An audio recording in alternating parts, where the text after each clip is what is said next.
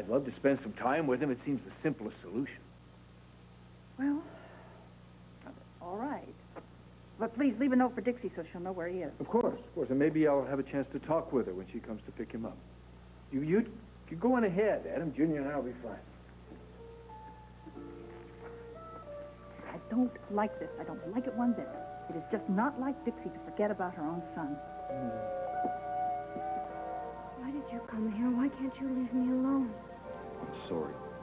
I thought you might need someone. I do.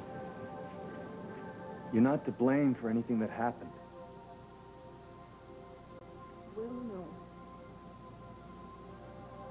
He told me that it was because I turned against him and believed strangers, that he was driven to do awful things because of it. And I went to him, and I asked him. I begged, but he said it was too late to forgive me. The only person that has to forgive you is you. I can't. Not without Will.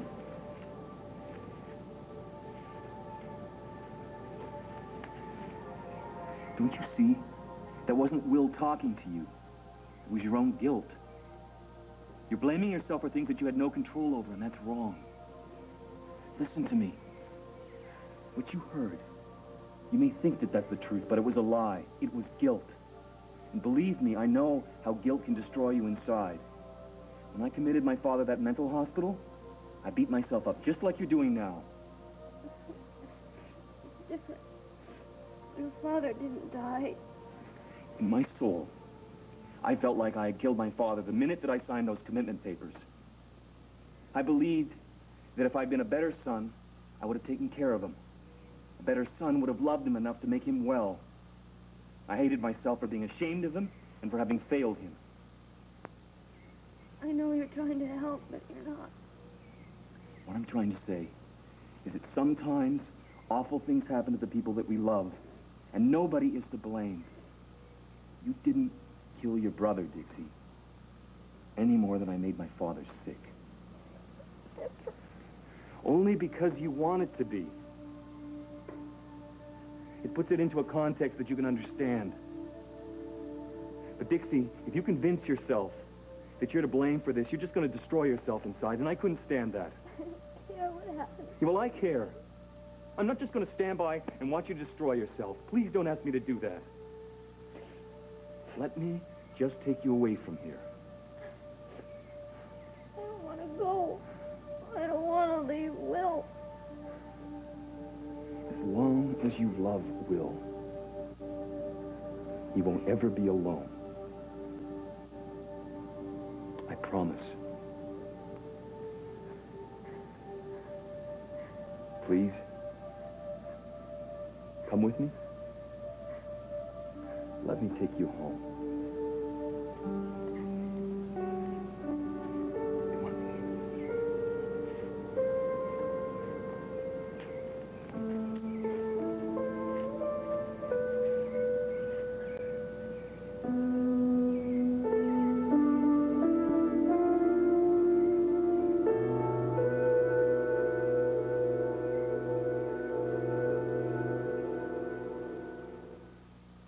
Nobody is going to affect my daughter's life.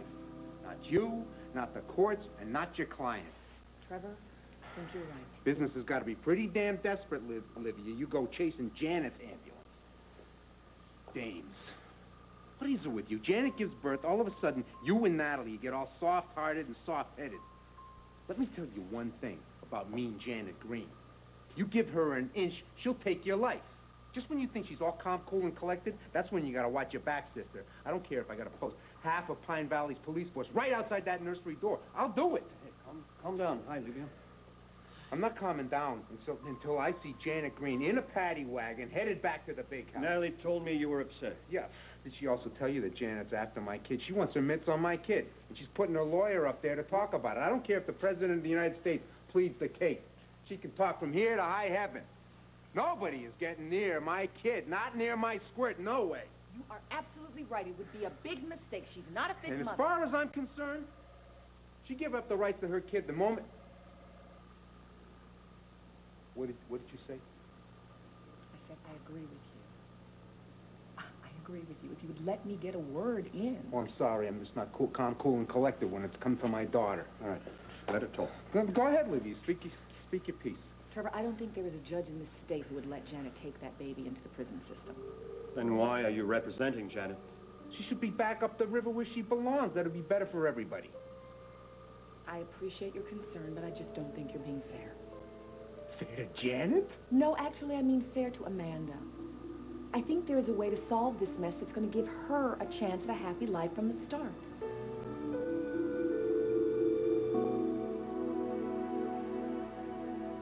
Tell me about her, Natty. We can talk about the baby later, Janet, but right now I wanted to talk to you about... I want to know all about her. Oh, I miss Amanda so much. I miss feeling her inside me, and I miss talking to her at night, and I miss telling her that I love her. Natty, do you think she knows how much I love her? Yes, Janet. I think she does. But right now I want to talk to you about some things that have happened, and I want you to hear about them from me, not your doctors and not somebody else. Things about you and Trevor. Yes. Now, I'm not trying to upset you, Janet. I need for you to accept the truth about some things. Now, Janet, look at me.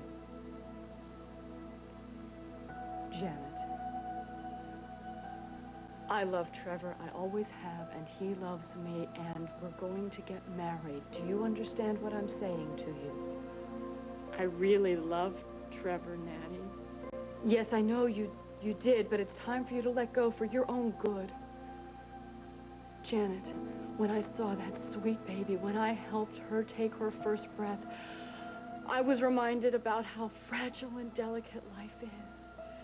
And I have wasted too much time and energy denying what it is I really want, and I can't do that anymore.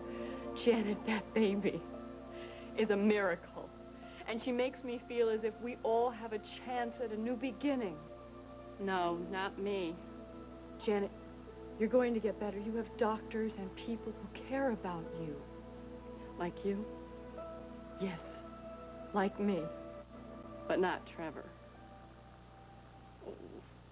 I didn't mean to make him so mad at me. Natty, when we were in the cabin, and I did those awful things, I swear I didn't know that they were wrong. I mean, not then. I just wanted to have Trevor and have my baby and have a real family, and I thought that that was what was best for Amanda. I know you did, Janet, but you're never going to be happy by hurting other people. Well, I know in my head, just sometimes things get confused. It isn't always going to be so confusing, Janet, and you've made such a good start by saying that you're sorry. Oh, I am, Natty. I'm really sorry. But Trevor wouldn't listen. He hates me. There's really no hope for us, is there? No, Janet, not for the kind of life that you'd wanted, but you have to start hoping for other things, things for yourself, things that are going to give you a better life one day. You mean me and Amanda. Natty, I'm glad for you and Trevor. Do you mean that? Very much. The doctors told me that I have to learn to tell the difference between what's real and what I imagine in my mind. And I know that you and Trevor are real. And I hope that you'll be very happy. Thank you, Janet. No, thank you, Natty, for helping bring my Amanda into the world. And I hope that you will always be very close to her and that you and Trevor will come and see her every single visiting day.